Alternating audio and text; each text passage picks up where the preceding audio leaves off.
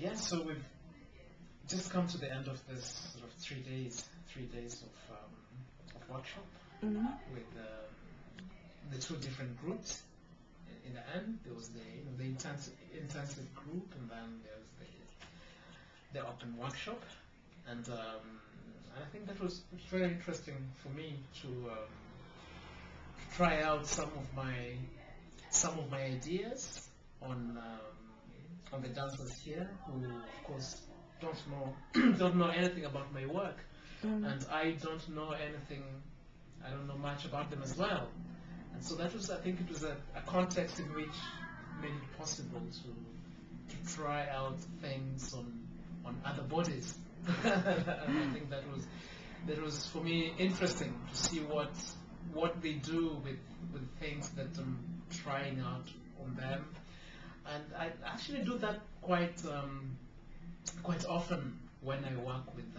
I like to give workshops to dancers, or even sometimes non-dancers, and just seeing the same material, because I often work with very simple movement ideas that can be, and that it depends very much on the person that I'm working with. Depends on their experience. If they have a lot of dance experience, they will deal with it in a different way than if they have much less. And also it depends on what kind of dance technique what kind of dance experience they're coming with, and it just always produces different things.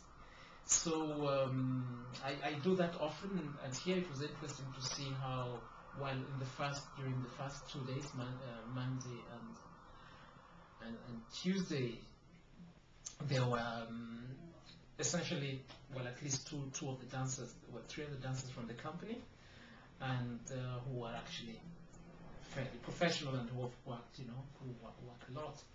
And then there was the open workshop, which was which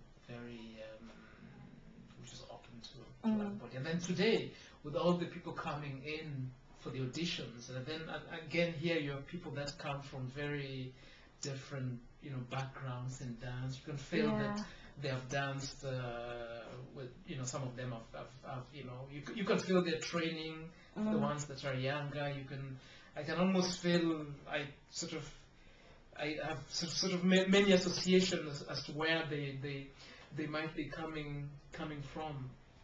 And when we started working this morning, I felt it was important, because I mean, often dancers we meet, and straight away we want to go into the body and to begin to dance, and that sometimes we before we've had the chance to actually to meet as human beings, it's a very strange thing that straight away we should want to begin to dance together, and I felt that it was important that to do something which enables people to begin to talk to each other, to begin to really to meet for real, and not just to meet behind all the technical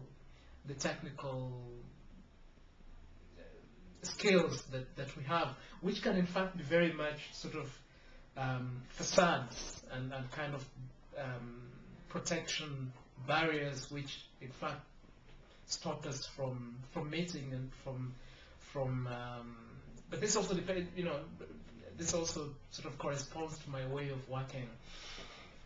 I work with improvisation and instant composition, and for which it's usually very important that we are working with here and now, and that we are not just we're not hiding behind technical skills and behind all those things that the possibility to remove and be naked and to just be who we are, to be real. So that has been very interesting. And also during this 3 days, my interest in the work that I was doing was to try and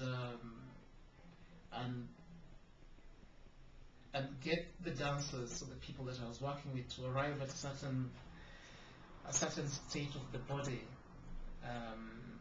And I was interested in what ways can we get to that state of the body, rather than wanting to teach movements, rather than wanting to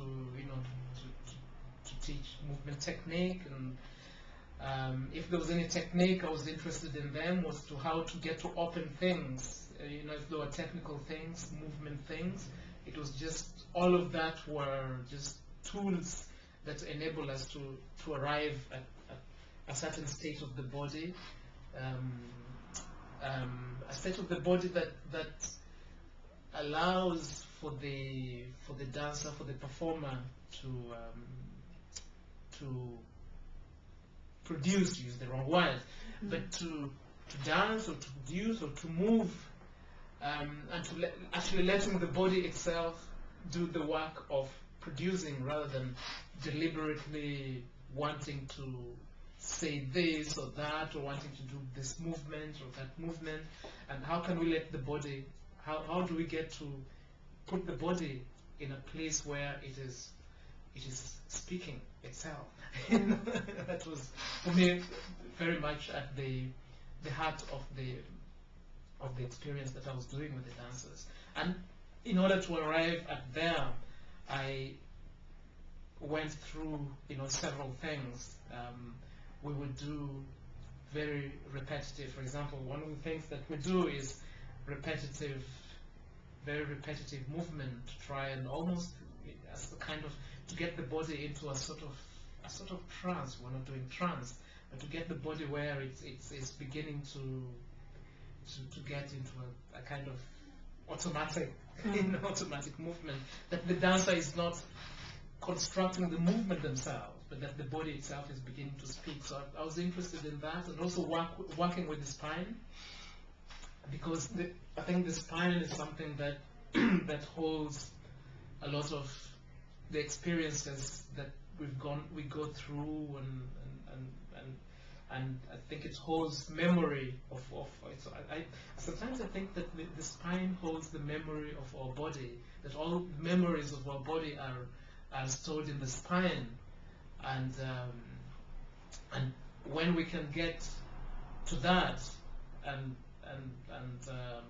try to access all those memories from the spine, and sensitizing the spine, and getting the dancer to be conscious of what it is, that the information, if you like, that the spine holds.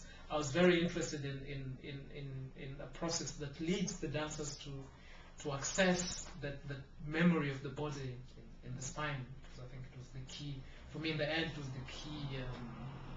the key objective of this process. Okay.